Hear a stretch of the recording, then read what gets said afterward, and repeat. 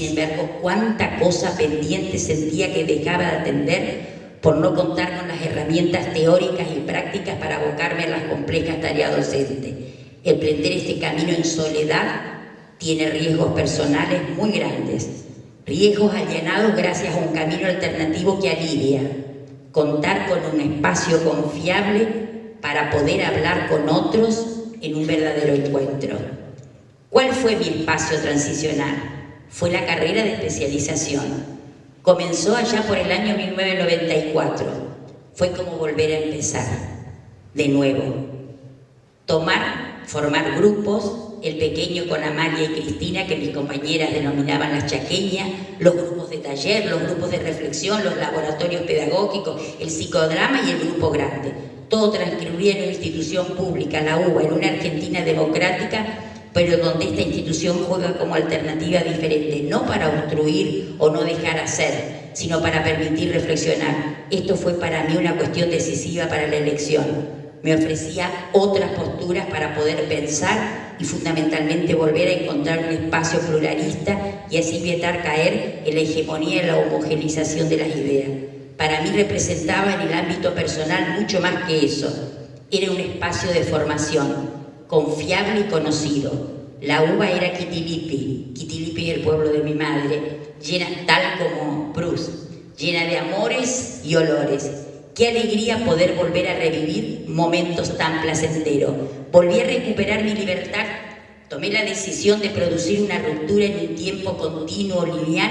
Al menos 2 días a la semana durante 2 años fueron abiertamente míos. De tal manera era vivido que recorrer los 2000 kilómetros en 2 días y hacer que las líneas de larga distancia me parecieran interurbanas era el tiempo que se me volvía a parecer como placentero. Si el tiempo es el espacio del movimiento, como dice Piaget, pues mis espacios se acortaban de puro placer. Encontrarme con mis coetáneos de la generación del 70 y con los hijos de los de la generación cuyos padres habían desaparecido en el grupo de reflexión, se hizo la luz. Volví a nacer. Los espacios vacíos de la generación de los 70 se me aparecieron, aunque quedamos pocos, es posible encontrarme con sus hijos y poder hablar de temas que en otras circunstancias no se había hecho. El reconocimiento de las culpas compartidas por un grupo alivia los sufrimientos y dolores que nos acompañan a lo largo de nuestra trayectoria para poder plantear miedos, sentimientos, culpas y poder tener una nueva oportunidad. Comenzar a darme cuenta que a mi alrededor hay fuerzas que presionan para que se siga pensando de la misma manera, para que nada cambie y con ello seguir culpándonos entre los pocos que podamos hacer. Mis tiempos y mis espacios comenzaron a tener sentido en la medida en que los entrecrucé con otras dimensiones, tales como la política, la social, lo psicosocial. Soy como muchos docentes producto de un sistema perverso que nos ha aislado y obligado a repetir compulsivamente prácticas que satisfacen a grupos que cumplen con directivas políticas precisas. En esta primera autobiografía y tomando el método de Proust, en el sentido de encontrar el camino que abre la memoria, provoca sensaciones y el recuerdo evocado se transforma en una especie de linterna mágica donde mi mundo pasa tratando de descubrir los laberintos de mi trayectoria personal y profesional. El tiempo había transcurrido. Lo importante para mí era poder asumirlo. ¿Cuánto me ayudó Proust en esta tarea? ¿Qué aprendí yo haciendo mi autobiografía? Por supuesto que no. La autobiografía cuenta mi paso por la escuela primaria, por la escuela secundaria, mi adolescencia, la universidad, etc. Solo les conté algunas de las partes. Uno, ¿por qué es importante lo que he planteado hoy? En el sentido de el primer camino para recuperar, para pensarse como docente, es pensarse uno, es su propia trayectoria. Es lo que por ahí decimos la subjetividad. El sujeto no es una estructura rígida.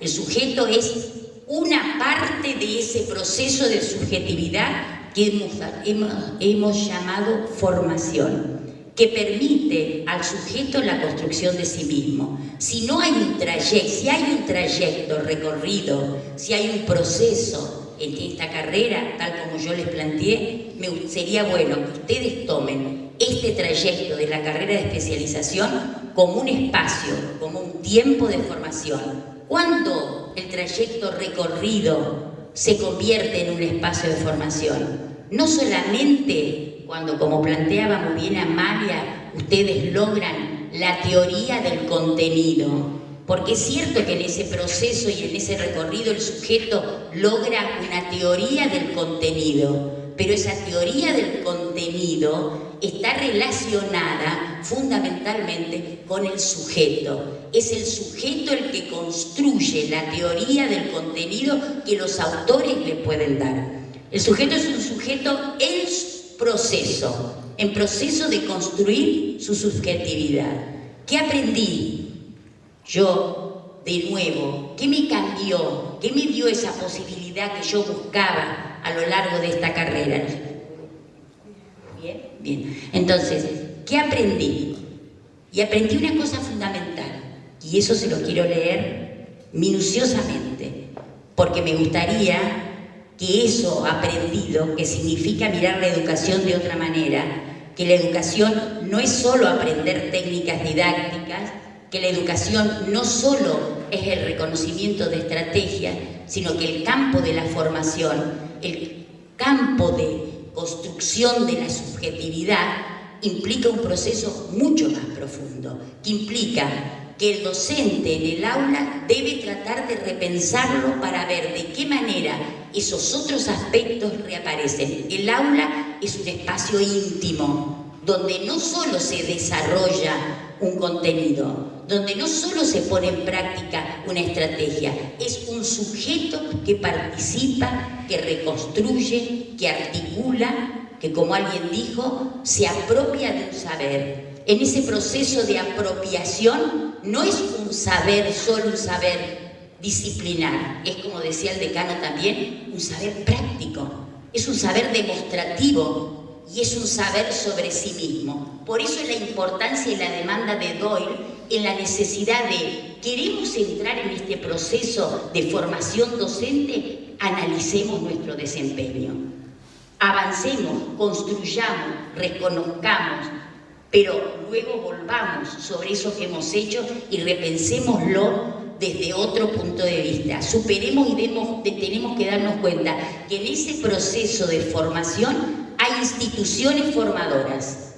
El currículum encuadra, la institución encuadra, pero también encuadra a la familia. Por eso en esta memoria no lo digo, pero en algún momento digo, soy mujer, pero también podría decirles que yo descubrí al hacer mi historia de formación, que fui maestra a los 17 años, porque antes el magisterio estaba en la escuela, en la secundaria. Entonces uno va descubriendo aspectos de su propia formación. ¿Qué le da qué? ¿Qué le da? ¿Por qué es importante descubrir esto? ¿No es cierto? ¿Por qué es importante? Ustedes después ya lo van a ver en los distintos módulos, con la teoría. ¿Por qué es importante descubrir cómo nos comunicamos con otros? ¿Por qué es importante descubrir que la educación, como dice Arduino, es un autorizarse? No hay posibilidades de formación si el sujeto no se autoriza. ¿Y por qué no se autoriza? Porque sigue repitiendo lo que los otros dicen. Está bueno que haya un currículum que encuadre, que nos dé los contenidos, que nosotros tomemos los contenidos porque son articuladores para ampliar la mirada respecto de una situación. Pero eso no es todo, esos son los otros. Acá lo que importa es cómo yo, sujeto, descubro en la realidad, en el acto educativo, en la práctica educativa, primero, desde mis propias teorías, ¿qué pasa ahí? ¿Cómo lo estoy viendo? ¿Lo estoy viendo como el alumno de esa escuela que la maestra torturó? ¿Lo estoy viendo como el universitario mejor alumno, que era el mejor, por lo tanto ve la realidad como la veía él, como el mejor alumno cuando estaba en la secundaria o en la universidad? ¿O lo estoy viendo como la realidad necesita que se la vea, tal como es? Por eso la formación es un proceso de implicación. que debe ser analizado. Y ese es el gran desafío que me propuse cuando fui a la especialización. Ojalá ustedes se lo propongan en este nuevo camino a emprender. La especialización es algo más de lo que ustedes traen. Traen una formación inicial, traen una práctica, tanto en los terciarios como en los universitarios, cualquiera sea la institución. Pero ojalá la especialización, se los deseo, porque para mí fue un espacio de formación, y cuando se lo descubre y se lo vive como tal, produce gozo, produce placer, produce lo que es importante, alteración, como dice Arduano, ¿cómo alterar? Y sí, ustedes se van a tener que alterar en la carrera, y sin miedo, porque la formación es de formación. Ustedes vienen con una formación. Ojalá la carrera de especialización los deforme. A mí me deformó.